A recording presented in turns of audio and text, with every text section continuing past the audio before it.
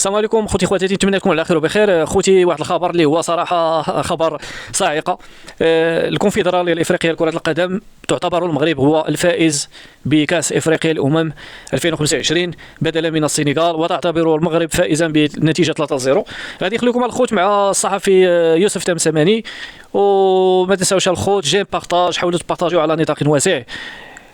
تحياتي لكم.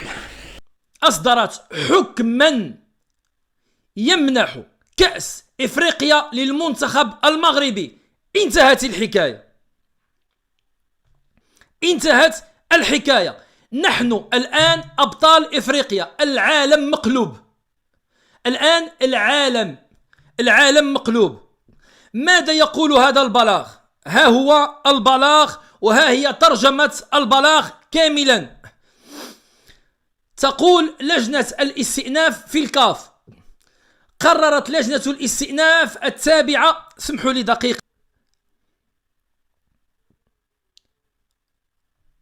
صافي، التعليق متاح فقط.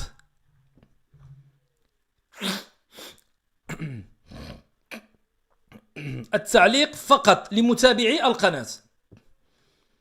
يقول لك أنه الذكاء الاصطناعي يا سلام، أموتوا بالسم. الكراغلة والسنغال موتوا بالسم. طرطقوا الآن قنبلة بكل ما تحمل الكلمة من معنى. قنبلة بكل ما تحمله الكلمة من معنى. الآن الكراغلة الذين كانوا يشمتون في المغرب، السنغاليين، لكلما كان هناك منشور من الكاف إلا وخرجوا لنا بتلك الصورة لذلك الهدف الغير القانوني للمنتخب السنغالي. ها هم الآن كبلعوا كلماتهم في هذه الليلة الرمضانية المباركة. رب العزة أنصفنا عن طريق لجنة الاستئناف. رب العزة أنصف هذه المملكة الشريفة، مملكة حفظة القرآن، مملكة 12 قرن من التاريخ. هذه المملكة التي نرى فيها قيام الليل، ونرى فيها المساجد المفتوحة التي يذكر فيها اسم الله في هذا الشهر المبارك. ها هو رب العزة ينصف المغرب والمغاربة وكرة القدم المغربية. هذا الحكم يتعدى ما هو رياضي، هذا الحكم يتعدى ما هو كروي، هذا الحكم وهذا القرار يتعدى كل ما هو كروي أو رياضي أو كأس إفريقيا أو أي شيء من هذا القبيل. هذا الحكم هو إعادة الاعتبار للمملكة المغربية، كرة القدم المغربية. تحياتي لك السي تمسماني. صراحة خبر مش غنقول لكم. هاد اللحظة الخوت كنسمع لي كلاكسون لا برا، كنسمع الناس فرحانة. صراحة ما تيقش الخوت، والله ما تيقت. ونتمناو خير يا ربي، يكون هذا الخبر صحيح يا ربي.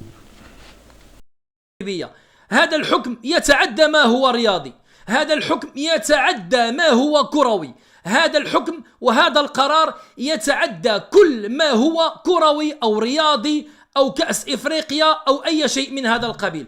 هذا الحكم هو إعادة الاعتبار للمملكة المغربية. هذه إعادة للاعتبار لفوزي القجع لكرة القدم المغربية، للجامعة الملكية المغربية لكرة القدم، ول40 مليون مغربي. فبالتالي الآن حتى وبعد رحيله، وكما نتحدث عن نقاطه السلبية، يجب أن نقولها: وليد الركراكي بطل إفريقيا. انتهى الأمر. الله يعاونو، الله يجيب له التيسير، لكنه بطل إفريقيا مع المنتخب الوطني المغربي.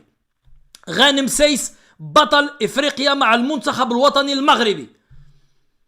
وفوزي القجع بطل إفريقيا مع المنتخب الوطني المغربي.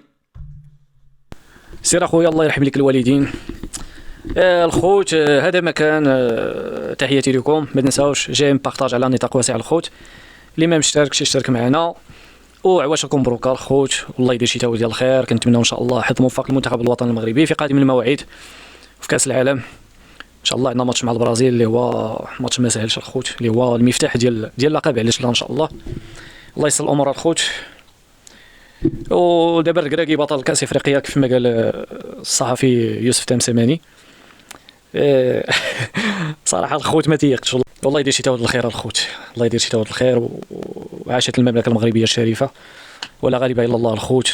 تحياتي لكم والسلام عليكم ورحمه الله تعالى وبركاته. ومدربهم ايضا بعد مرور حيز من الزمن كان من الضروري ان يعلن نهايه المباراه او ان يامر بتنفيذ ضربه الجزاء حتى في غياب لاعبي المنتخب السنغالي. وعند عوده لاعبي المنتخب السنغالي اقل شيء كان ممكن يفعله ان ينذر كل اللاعبين الذين غادروا الملعب، وبالتالي كان من المتوقع ان يكمل المنتخب السنغالي المباراه منقوصا من 3 لاعبين. لكن الاهم من كل هذا هو ان القرار في صلبه لم يبنى على قاعده قانونيه صلبه، وبالتالي الجامعه الملكيه المغربيه لكره القدم كانت محقه عندما ذهبت الى تنفيذ مسطره استئناف هذه الاحكام. لا الحكم الرياضي القاضي بعدم اعتبار المنتخب السنغالي منسحبا وتطبيق عليه ماده القانون التي تقول كل انسحاب جزئي او كلي من ارضيه الملعب بدون مشورة من الحكم، لأن الحكم هو سيد القرار، هو الذي يأمرك بمغادرة الملعب في